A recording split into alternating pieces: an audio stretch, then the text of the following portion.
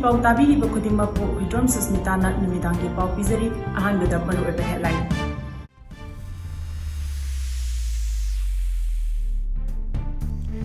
Kuki sing Arambai Tenggol na Nongmei Kaptuna Tankhai Khre.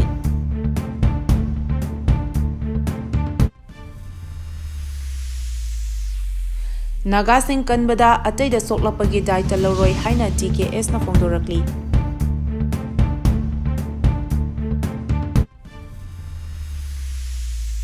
Aikhoibu boro bekradagi lauthokpiyu haina inmen sing na fongdorakli.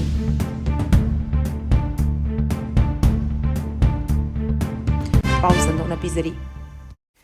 Kuki sing Arambai Tenggol na Nongmei na Kaptuna Tankhai Khre. Imphal West District ki Kautruk amadi Bethel anigilona basaruk singda masing yamlaba Kuki terrorist singna achingba tanja yenglaga manak nakpada leiba maitei khul singda landana ba sem sadun leikhre haina mafam adugi khunja singdagi phangba pau amana hari. Pau asina makhatana hai Kuki khulai paiba terrorist sing aduna Bethel chingdagi kumtharaklaga Kautruki labuk singda khaudok thamba phau khudap sing mai thanaba hotnarambadagi Arambai Tenggol gi thomi singna matam chana khanghobadagi Kuki khulai paiba terrorist sing adu Nongmei Kaptuna Tankhai Khre hari. Pau asina makhatari badi Kuki khulai paiba terrorist singna Kautruk amadi kadangmanga lonariba Kautruk chingjaudagi labuk singda kumtharakle haiba pau tabadagi mafam aduda Arambai Tenggol gi thomi sing changsiluba matamda maikei anida khuthoknaki. Khuthoknaba aduda manak nakpada leiba CRPF ki kangbunasu Nongmei amadi anganba maingal kaptharakpadagi Kuki khulai paiba terrorist sing adu Nongmei kaplaga Bethel gi chingromda chengkhatki hari. Nagasing kanbada atay da soklapagi daita loroi haina TKS na fongdorakli. Manipur da haukiba chahidagi irang thoklakibadagi Nagasing nakan animaki marakta natai chadaba phibam sing nangduna lakhi haina palladuna Nagasing ngakthoknaba thabak laukhalakpada atay da soklapagi daita loroi haina Tankhul Katamnaw Saklom TKS na fongdorakli. Nagasing hanna soktuna lakpagi khudamni New Kana Vengdagi kansok horam koba ama yangang pokpi da labukta thabak shuduna leiringaida labuki nongchuk thangba nakadagi kaplakpat Nongmei maruna pankhibin asini haiba wafam TKS na thamlakli. Thaudok asi TKS na yamna hakchina lawi amadi khudong chaba tanja phangbada thabak laukhatkani hari. Santi puraknaba hotnabada khangduna lakibasing nakan animakna wahanthok lana laure amadi khangba yaba khanglakpada khangba ngamdaba thak yaurakle haina palladuna handaki asina aroibani haina wafam TKS ki Information and Publicity Wing na thamlakli. Aikhoibu boro bekradagi lauthokpiyu haina inmen singna fongdorakli. Jiribam District asigi Barak Circle hairagasu khangnariba Boro Bekra Subdivision gi manung chanba tongan ba khunsingi miyoi singi damak relief camp hangduna leiriba Boro Bekra police station da leiriba inmen sing pung nifunipan gi manungda Jiribam natraga safagadaba mafamda puthok pidrabadi masida thoklakpa aphapattagi daita lengakna pugadabani haina relief camp ta leiriba singna fongdorakli. Kuki singna mihat mipun amadi miot minai kaya chatharakpana maram oiraga Boro Bekra police station da relief camp hangduna leiriba miyoi sing leinaba ngamdrei. Maram aduna Manipur gi chief minister na aikhoibu amuktang kanbiyu haina makhoina fongdorakli. Oinam ongbi IBML COVID nupi amana hai. Aikhoina ngasi phawba mafam asida leiduna aikhoigi iramdam Manipurbu kanjaduna lakpani. Haujiti aikhoida siraga lam kanjaba pamdrei. Aikhoi mafam asida gi lauthokpiyu. Yurembam Ningol Sandyarani na hai. Miyoi taruk phakibada yaukhiba mahaki manaunupi amagi machanupa ani hauzik mahaki manakta mahakna yengsinduna relief camp ta leiri. Miyoi bagi minungsi yengduna athuba matamda makhoi tarupu tekta kaidana thadokpira u haina mahakna makhataki. Mizoramda Jorona maiteida warning taurakli. Karigumba Manipurda maitai singi khuta ethnic Mizo singna awa ana nangduna leirabadi Mizoramda santi oina leiriba maitai singda warning tauraduna yamna cheksingadabani haina Zo Reunification Organization Jorona fongdokhre. Aizolda Jorona thokiba press release amana hai. Manipur gi Jiribam district ki Zaironda maitai militant ni haina chingnaba singna yum tara maina tharaga Mizo nupi ama nongmaina kaplaga mai thaduna hatki haina fongdokhi. Thaudok adugi makhatarakpada neutral oina lepham thokpa CRPF personnel singna November 13 da travel tara Nongmei Kaptuna hatuna Manipur da thokliba irang hena kankhathalle haiba wafam Jorona fongdokhi. Cherol aduna hai malemgi tongan ba mafam singda amadi India manungda leiba Joro sing hauzik yamna sathiba phibam sing mayuk naduna leiri. Malemgi tongan ba mafam singda leiba Jofate Singh Haurakpam Amata Oiba Amadi Furup Amakak Oibana Punsinba Matam Oire. Mizo Zilarai Paul Hairaga Kangnaba Mizo Student Federation Nasu Jiribamda Nupi Amahatki Amadi Village Volunteer Taramatoi Hatkiba Thodopu Akan Mawong the condemned Tori. Black Bats ki Kongjang Zathakre.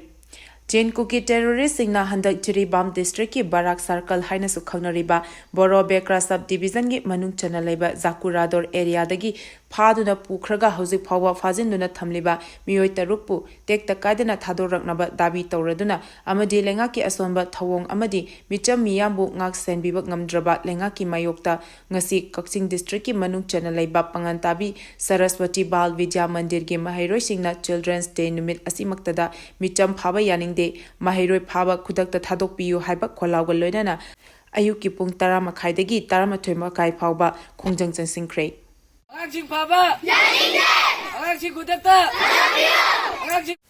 RPF na ahak pachairak pi kibani haina fongdorakli. Waikom Sanaton Apopale Kidraba W. Prem Kumar Kharaso Makalaikai Imphal East Leba Nupi Angang Leraba Mayum Palaba Masagi Chahi Kuntare Suraba Miyoi Asina Ing Kumja Lising Ani Kunmari November Amada Masagi Chahi Tarani Pankaktangai Bit Nubi Macha Amabu Thang Ulaga Kihenduna Pamlan Biraba Matunda Mi Kankragani Haiduna Chektum the Tomduna Hatke Toramba Asigidama RPF na Ing Kumja Lising Ani Kunmari November Tara Humdoida Waikom Sanaton Asi ahak pachairak pi kibani haina Aina Tinkraba Lalholop Revolutionary People's Front RPF ki Assistant Secretary Publicity Wangkim na Kudyek Piduna Thadorak Pachirol Amana Hongdorakli. Manipur gi Loizing Loya Maina Chakla Phauba Lengak na Karimata Tobang Ngamdribasi Karigino Haina Fongdorakli.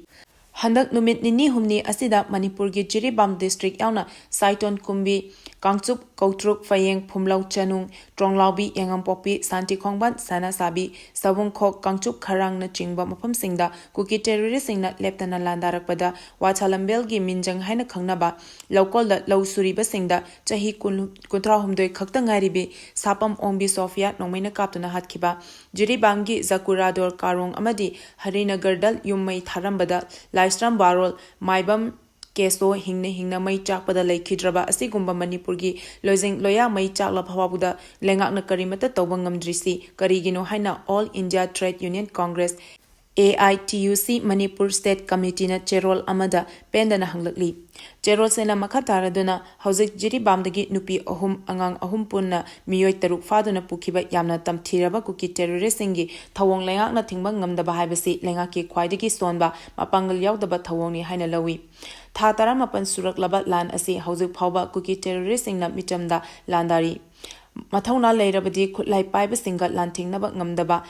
Micham Miyam the hat but to Patobagi Tabak Tataba, Yum Kaimei Tabagi Tabakta, Akan Basakpa Tawong Sing Chatari.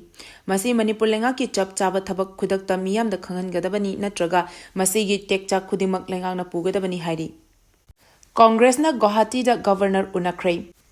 Manipur da thokliba tha taramapan phazilaklaba irang asi haukiba numit kharani asida khangkang kangsilakpa misi mina hengalakpa yummai tharakpa pikliba angang yauna nupi taruk hauzik kuki khulai paiba singna phajin khraga mafam khangdana leiriba asigi matang yauna irang asida center na akanba miyeng changduna athuba matamda waroshin puraknaba taksinduna Manipur gi Congress ki MLA mangana Guwahati da chatuna Governor Lakshman Prasad Acharya ga unaduna memorandum pisinkhre.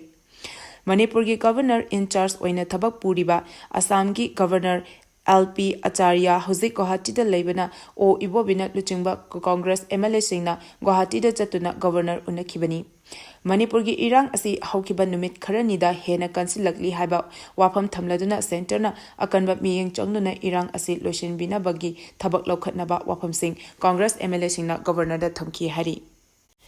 West Physics Competition pangthoklagani. Manipur University Sports Committee gi miyeng makhada mathang thagi tarukta Standard College Kongmana Yumbu Oiduna and Surendra Memorial Manipur University Inter College Men's Best Physics Competition lising ani kunmari kunmanga pangthoklagani haina Organizing Committee gi Secretary na thadorapa Cherol amada khangalakli. Cherol aduna makhataraduna competition asida saruk yaningba mahairoi singna mathang thagi mari gi nungthil pung ama phawgi manungda entry pisalakpa yagani drona numit asimaki nungthil pung ama makhai tabada Manipur University gi Department of Sports ta pangthokani weight on magi thoramda competition numit mathang thagi Taruki ayok pung nipandagi hogani entry pisinbagi fee na team amamamda lupa listing ahum oigani akupa marol gidamak standard college kongba amasung Manipur University ki Department of Sports office matamda laklaga khanglaba yagani haina cherol aduna aroibada khanghalakli Government Hospital da ahanba oina RIMS da triovalation machine kin Khre India gi manungda Government Hospital amada ahanba oina RIMS da triovalation machine kin Khre machine asi RIMS ki Physical Medicine and Rehabilitation PMR da kin kibani machine asi kinbaga loinana workshop on triovalation in pain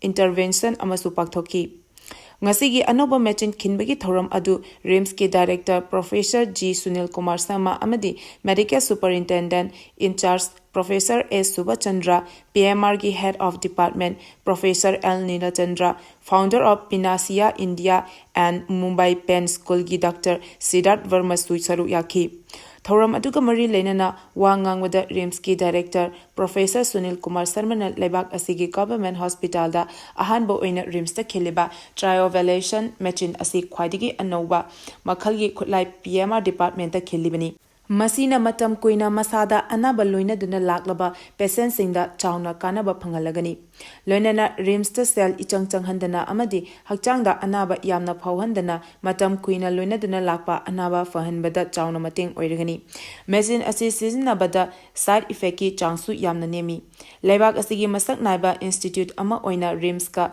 Miyamda khwaidigi faba service amadi khuchu khulai sing phanghanduna khunai asida positive oiba impact ama pinaba honari form fill up tawba yaragani Indira Kala Sangeet Viswavidyalaya gi notice ki matung ina University asigi makhada Lalit Kala Sangam Music Institute Imphal Center da Music Diploma course da parikya thagadaba mahairoi singna chaliba November tha asigi tarik 12 phawbugi manungda online mode ta form fill up tawba yagani akupa marol gi jama loklabungda leba Lalit Kala Sangam gi office ta lakpiyu Sangam gi telephone number 0385657665 asidasu ayuki pung 13 dagi nungthil pung 3 fawbugi manungda paw lowiba yagani hari aroibada maru oiba paw amuka hana pizari Kuki sing Arambai Tenggol na Nongmei Kaptuna Tankhai Khre Naga sing kanbada ataida soklapagi daita loroi haina TKS na fongdorakli Aikhoibu boro bekra dagi lothokpiyu haina inmen sing na fongdorakli